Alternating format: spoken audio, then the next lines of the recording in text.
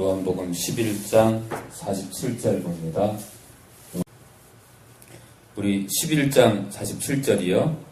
이에 대제사장들과 바리새인들이 공회를 모으고, 공회는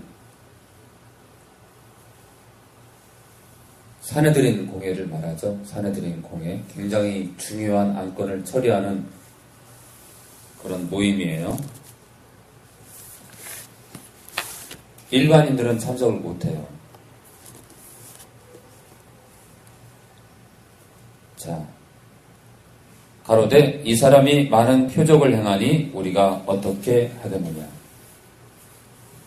너무나 놀라운 일을 벌이니까 이제는 두려운 거예요.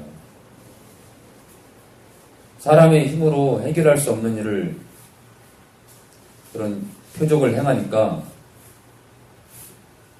시간이 지나면 지날수록 놀라는 거예요. 이거 어떻게 하면 좋냐. 48절 만일 저를 예수를 이대로 두면 모든 사람이 저를 예수를 믿을 것이요 한마디로 예수님을 따를 것이요 그리고 로마인들이 와서 우리 땅과 민족을 빼앗아 가리라 하니. 그러니까 예수님을 믿는다는 건 예수님을 왕으로 섬기는 거예요. 그러니까 예수님이 왕이 되면 어떤 일이 벌어져요? 지금 이스라엘은 식민지예요. 식민지. 이스라엘은 식민지이기 때문에 누가 왕이에요? 수민이 엄마 누가 왕이에요 지금 현재? 네? 가이사, 그죠? 로마의 왕이란 말이에요. 근데 예수님을 왕으로 추앙하게 되면 어떤 일이 벌어져요? 이스라엘을 어떻게 할 것 같아요? 또 다른 왕이 생기면 어떻게 돼요? 이 나라를 말살시켜버리죠. 모든 주권을 뺏어버리죠. 모든 주권을. 이거 쓸모없는 민족이구만.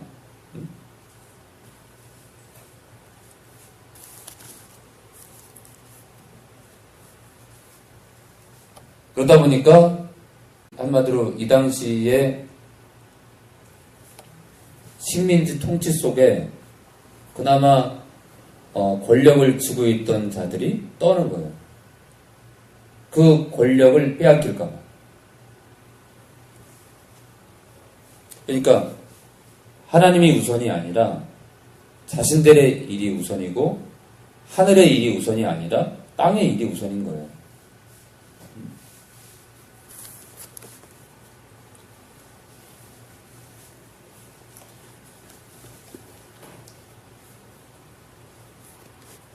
자, 49절. 그 중에 한 사람 그의 대제사장인 가야바가 저희에게 말하되 너희가 아무것도 알지 못하는도다. 지금 딴지를 거는 거예요. 50절. 한 사람이 백성을 위하여 죽어서 온 민족이 망하지 않게 되는 것이 너희에게 유익한 줄을 생각지 아니하는도다 하였으니. 한 사람이 온 백성을 위해 죽어서 모든 민족이 망하지 않게 되는 게 우리에게 유익하다 이거예요. 한 사람이 죽어서 모든 민족에게 유익이 된다면 그 사람은 죽어야 된다. 이게 지금 있잖아요. 이 가야바라는 자는요. 예수님을 십자가에 못 박게 하는 장본인이에요. 그런 사람이 예수님을 좋게 표현하겠어요? 이거는요. 한마디로 이 얘기는요,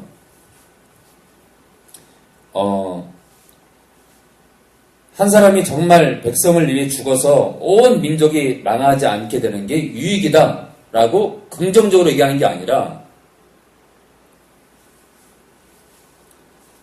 아주 그럴싸하게 한 사람 예수가 유대민족을 위해 죽어서 우리를 위한다고 표현은 하지만 한마디로 죽이자 이 뜻으로 얘기한 거죠.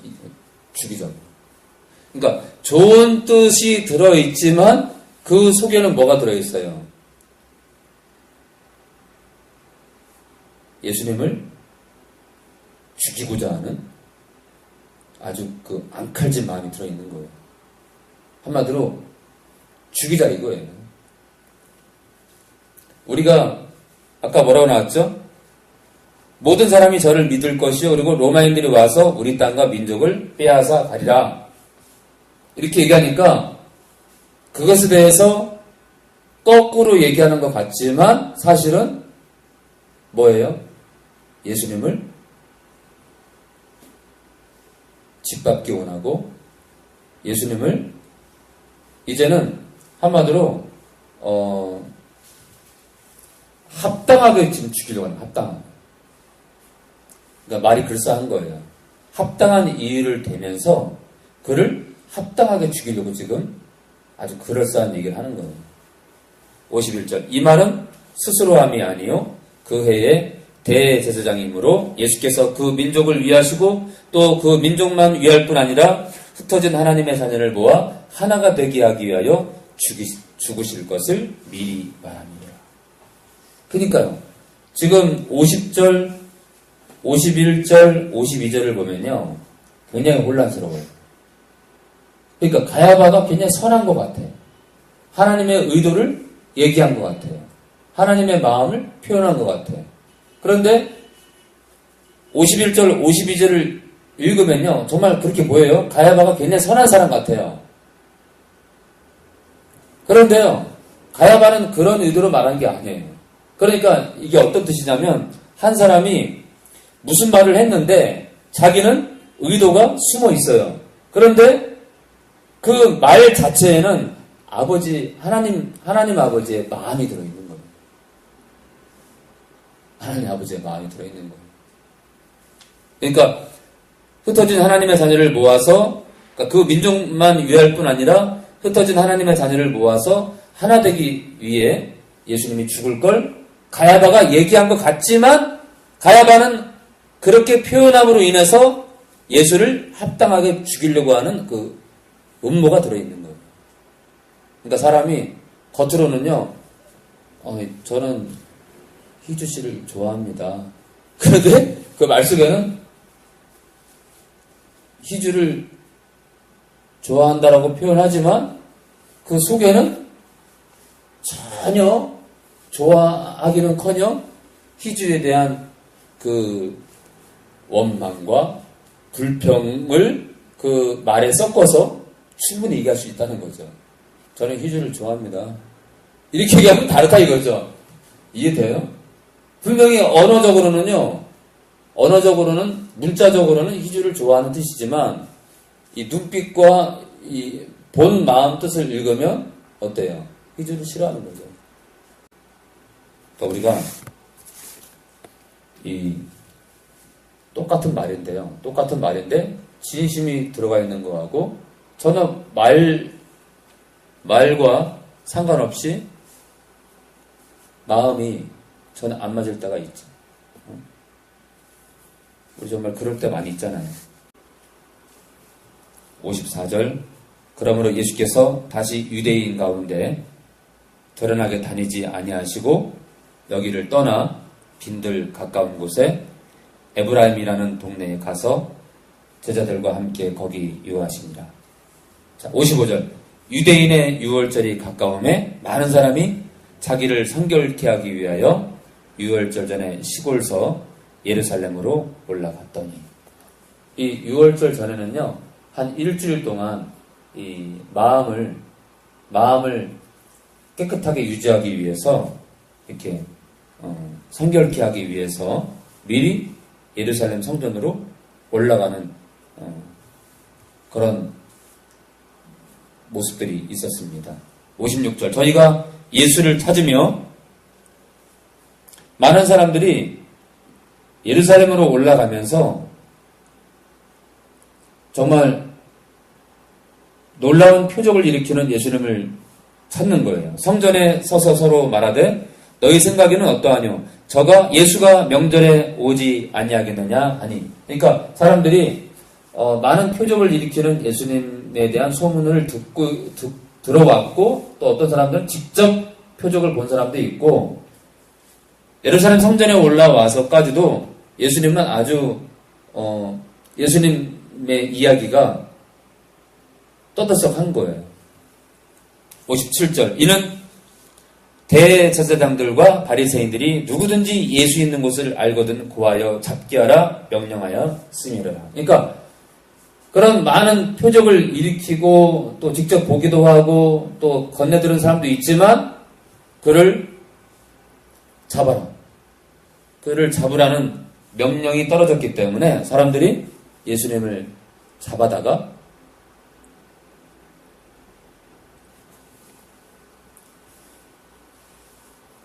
이 대제사장과 바리새인들에게 넘기려고 예수님을 찾는 거예요. 그러니까 예수님께로부터 좋은 얘기를 들으려고 한 게 아니라 예수님을 잡아다가 넘기려고 지금 예수님을 찾고 있는 겁니다.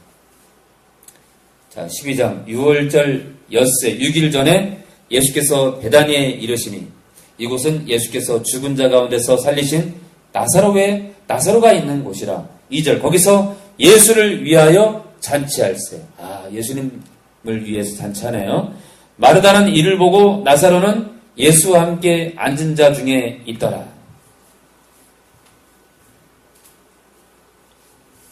네, 이 예수와 함께 앉은 자는 요한입니다. 요한 자신이 이 요한복음을 쓰면서 자신을 감추고 있는 거예요. 3절 마리아는 지극히 비싼 향유 곧 순전한 나드 한 근을 가져다가 이 나드 한 근은요 굉장히 비싼 거예요. 나드 한 근을 가져다가 예수의 발에 붓고 자기 머리털로 그의 발을 씻으니 향유 냄새가 집에 가득하더라.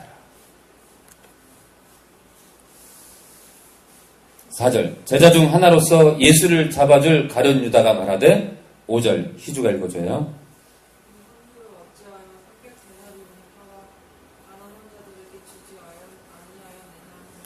예, 300데나리온은 지금으로 말하면 남자가 돈을 벌면요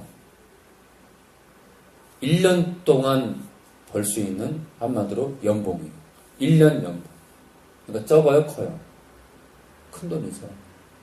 예를 들어 어떤 사람이 300만 원을 버는 사람이 있어요 한 달에. 그러면 3,600만 원짜리죠. 그러니까 비싸요? 싸요? 비싼 거죠. 설령 100만 원짜리 월급쟁이라 하더라도 1,200만 원이에요. 싸요? 비싸요? 비싸죠.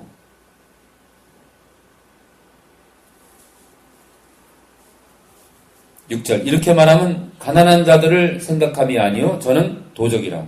돈꾀, 돈주머니를 막고 거기 넣는 것을 훔쳐가미로라. 그러니까 백성들이 예수님과 제자들의 사역을 위해서 헌금할 때마다 이 가룟 유다는 돈주머니에서 돈을 훔친 사람이에요.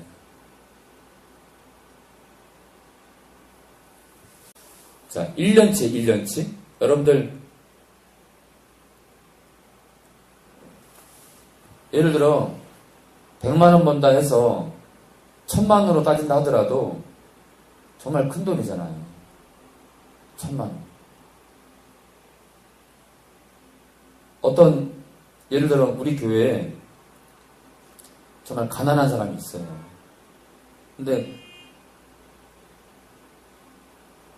사업하다가 그 사람이 부도가 나가지고 정말 거지가 됐어. 희주야, 그럴 수 있잖아. 교회 안에 어떤 가정에 그 김집사님이라는 분이 사업하다가 망해가지고 집도 다 넘어가고 어느 날 들바닥에 내앉았어. 근데 교회 성도가 30명이야. 희주야, 너 같으면 어떡하니? 30명 가운데 이 김집사님이 정말 11주도 열심히 내고 정말 교회도 열심히 섬기고 그러다가 사업이 부도나서 집까지 다 넘어갔어. 그래서 어느 날 들바닥에 주저앉았어. 애가 둘인데 10월 말이고 막 떨어. 그래가지고 아는 집사님들하고 목사님한테 전화를 했어. 도와달라고. 저는 괜찮은데 목사님 저는 괜찮은데 어떻게 아이들 위해서라도 조그만한 방이라도 당장 들어갈 수 있게 도와주면 안 되겠냐고 할 때 정말 우리가 도와줄 수 있냐 이거예요. 도와줄 수 있냐. 어떻게든 일어설 수 있도록 우리가 도와줄 수 있느냐. 근데 교회들이 정말 그런 일을 할까요? 교회들이 그 부도 나와가지고 길바닥에 내앉은 그 가정을 정말 도울 것이냐, 조금씩이라도. 어떻게 할 것이냐. 도와야겠죠, 그쵸? 도와야죠. 어떻게든 도와야죠, 어떻게든 도와야죠. 예를 들면, 저희 집 근처에 원룸을 보니까, 100에 또는 200에 33만원, 34만원 짜리 있잖아요. 싼 거는 25만원, 20만원짜리 있지만, 일단은 보증금 2, 300이 필요하고, 그쵸? 보증금 2, 300이 필요하고, 매달 2, 30만원에 돈이 필요하잖아요. 당장 돈을 벌려면 한 달 이후에 돈이 나오니까. 그렇다고 직장을 또 찾기가 쉽지는 않잖아요. 직장을 찾기가. 이 불경기에. 그러니까 최소한 3개월에서 6개월 동안은 생활비를 대줘야 되는 거예요. 누가 할 수 있나, 이거 누가.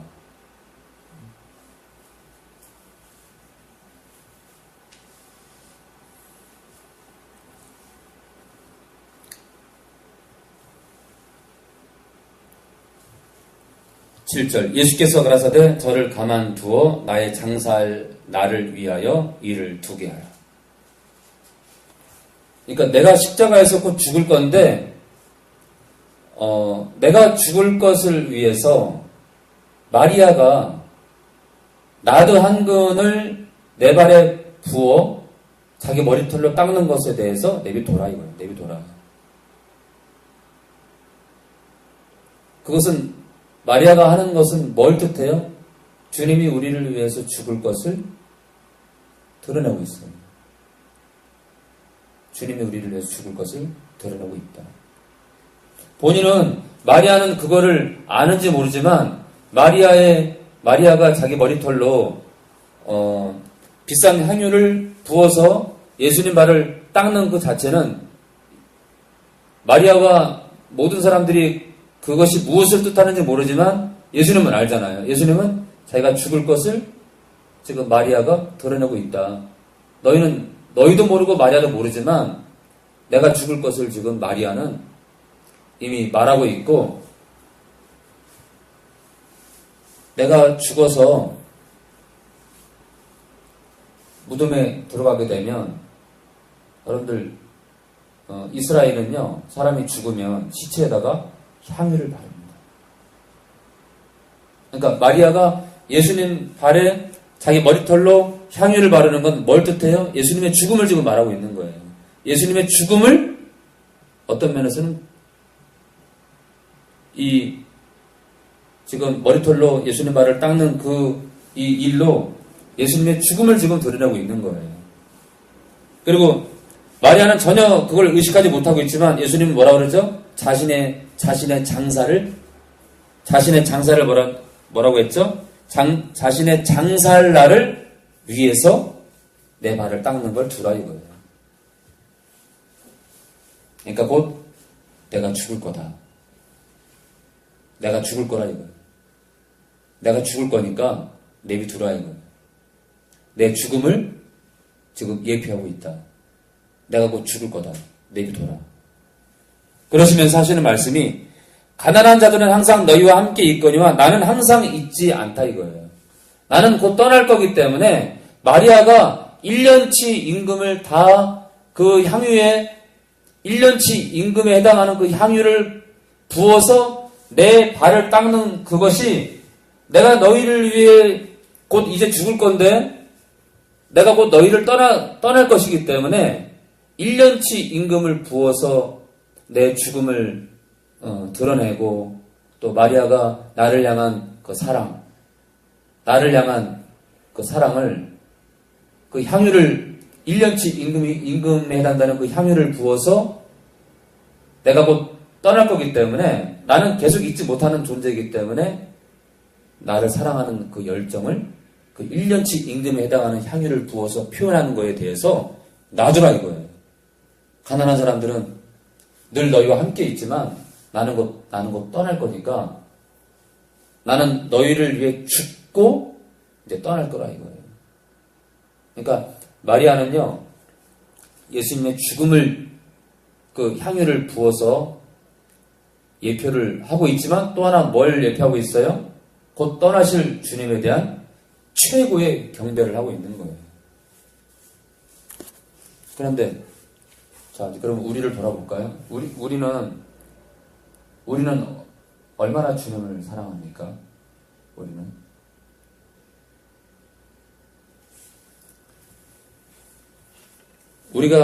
우리가 있잖아요. 하나님을 정말 사랑하는 것은 무엇으로 드러나냐면 우리가 말씀을 지킴으로 드러납니다. 예를 들어서 음란하지 말라 그러면 음란하지 말아야 돼. 그게 예수님을 사랑하는 거예요. 우리 주변을 보면 음란할 수 있는 환경이 참 많아요. 또 서로 사랑하라. 내가 너희를 사랑한 것 같이 너희도 서로 사랑하라. 사랑해야 되는 거예요. 사랑 안 하면 그 속에 영생이 없다잖아요. 그 속에 영생이 없다고. 우리가 허구날 싸우고 미워하고 시기하고 그러면은 그게 예수 믿는 사람이 아니죠. 우리가 예수님을 사랑한다고 하면서 말씀을 지키지 않고 우리가 살아간다면 말씀을 가까이 하지도 않고 또 말씀을 가까이 해도 말씀대로 살지 않으면 소용없잖아요. 말씀을 가까이 최대한 우리가 내 형편에 맞게 말씀을 가까이 하고 또 그 말씀을 우리가 말씀을 가까이 하지 않으면 말씀이 무엇을 말하지 않기 때문에 말하는지를 알지 못하기 때문에 말씀대로 살 수 없는 거예요. 말씀을 가까이 해야 그나마 이렇게 살아야 되는 거구나 우리가 양심이 아는 거니까 우선은 말씀을 가까이 해야 되고 또 말씀을 가까이 할 때 말씀이 주는 감동대로 우리가 말씀대로 살아야 돼요. 그런데 만약 말씀대로 우리가 내 이웃을 내 몸처럼 사랑하지 않으면 희주야 네가 네 주변의 사람들을 가족들을 네 몸처럼 사랑하지 않으면 예수님의 제자도 아니고 예수님의 신부도 안 되고 아무것도 안 되는 거예요. 그 속에 영생이 없는 거예요.